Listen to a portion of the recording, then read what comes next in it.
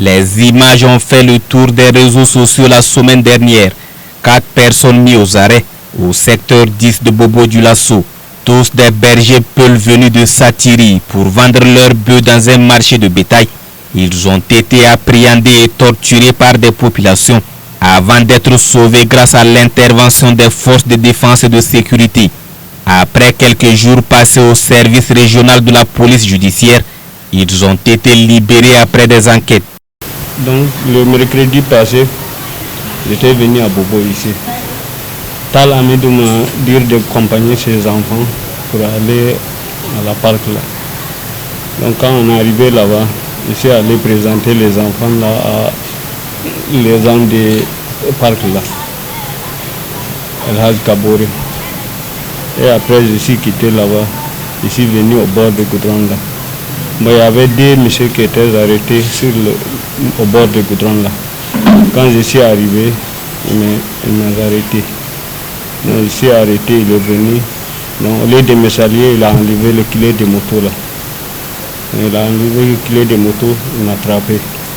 Donc on s'est baladé là-bas, il m'a fait tomber. Il a enlevé une corde pour m'assurer. Il a attaché mes pieds là. Donc c'est pour me frapper seulement. N'importe quelle personne qui vient, il frappe seulement. Bon. Il y avait l'argent dans ma poche, ils ont fouillé, ils ont enlevé tout ça. Donc il y a un policier qui était à côté, lui il avait sa moto. C'est lui qui est couru venu le demander que c'est pourquoi. Donc lui, il a dit que moi je suis un djihadiste. Il dit que non, mais même si djihadiste, on ne peut pas arrêter une personne comme ça.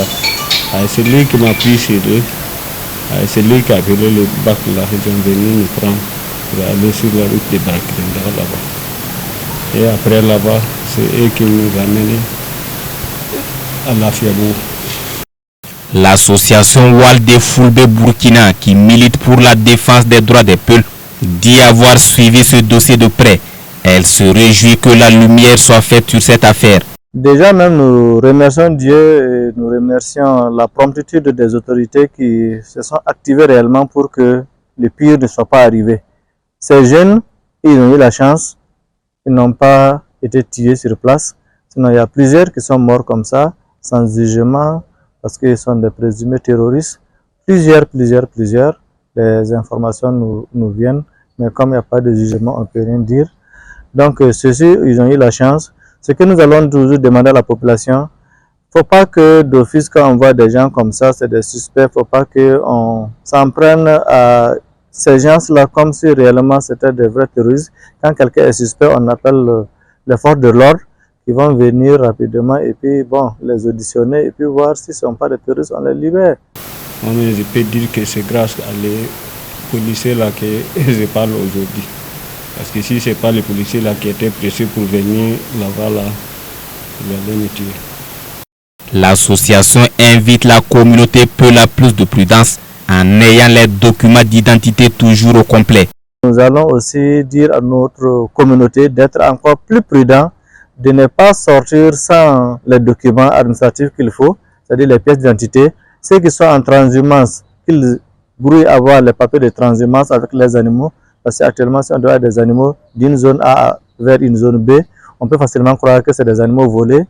Et donc, on va toujours insister à ce que la communauté, tous ceux qui vont se déplacer avec des animaux et des papiers de transhumance, tous ceux aussi qui sont en ville, qui se promènent, qu'ils aient le minimum de papiers qu'on demande, c'est-à-dire la CNB. Tout en remerciant les FDS et les acteurs de la justice pour leur professionnalisme, la communauté Peul vivant à Bobo-Dioulasso invite la population à se démarquer de ces genres de situations en vue de promouvoir la cohésion sociale au Burkina Faso.